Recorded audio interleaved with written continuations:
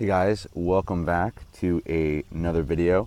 Today is going to be a different kind of scene. I'm going to be talking about facing your realities and what that kind of means in a way that you can apply it to your life.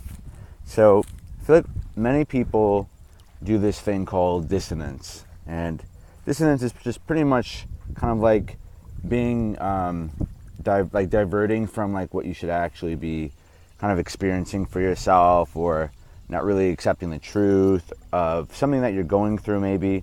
So when somebody's dissonant, it just pretty much means that, like, let's just say for example, like I'm obese and I'm being dissonant in the fact that I don't think I think I'm fine, right? And so when you say that you're fine, or there's no problem, or there's no issue, there's no personal growth in that. There's no movement forward. So this video is kind of about the kind of personal neglect that we do with one another, and how we can kind of make it a positive habit to not only say to ourselves, hey, I'm going through something, I'm going to admit to myself that this is actually happening, and then move forward. And then the opposite of, everything's okay. Or I know something's wrong, but, I'm just going to indulge, or I'm just going to placate whatever I'm going through, or I'm just not going to deal with it. And the issue with this is, the moment we don't deal with something is the moment that we kind of stay stagnant, right? And when we face these things that happen in our life, whatever they may be, whether it's like you're moving, or you're in a relationship, and you just find that there is something wrong with a particular situation, and you're either afraid of the conflict, or you're avoidant, or you're not sure what to do. I think we should make it a better habit, wouldn't you say, that we become a little introspective, that we ask ourselves, okay, am I happy with this decision that I'm making to not do anything, or to do very little, right? And I think when people become dissonant in facing their realities, they're not choosing themselves. And, you could argue that selfishly people are choosing themselves by not dealing with the problem, but it really comes back to, I would say, like self-love.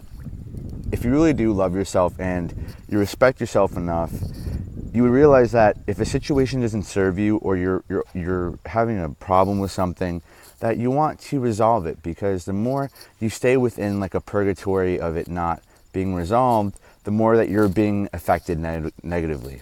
And I think that's very important to notate. If you're in a particular, let's just say you're in a very toxic relationship with either a friend or a significant other, and you just stay in this relationship and you just refuse to get out of it because you think everything's okay, you like the person, but it's comfortable, right?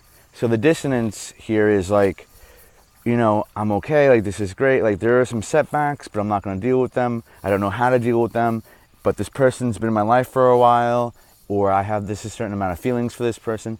I'm going to stay in the picture, right?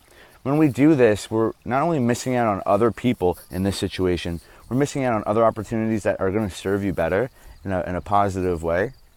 But some of these situations you can actually turn around and make it positive by dealing with them, even if you don't know how to deal with them. So the question is, I guess, more of how do you, deal with others maybe who are in like dissonance and they're unaccepting of their realities, right? And two, how do you deal with your own?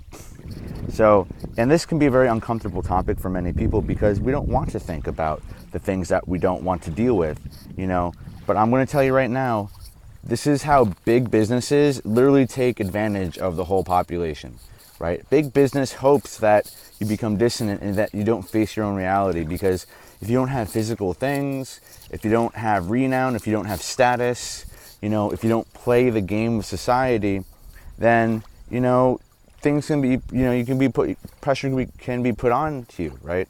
You feel that pressure, that anxiety, that social pressure, or, it could be something in a friendship or relationship, could be something financial, could be something spiritual. Other people around you are more accepting than you are, and you're like, hey, I'm pretty accepting, but that's as much as I can go, or whatever.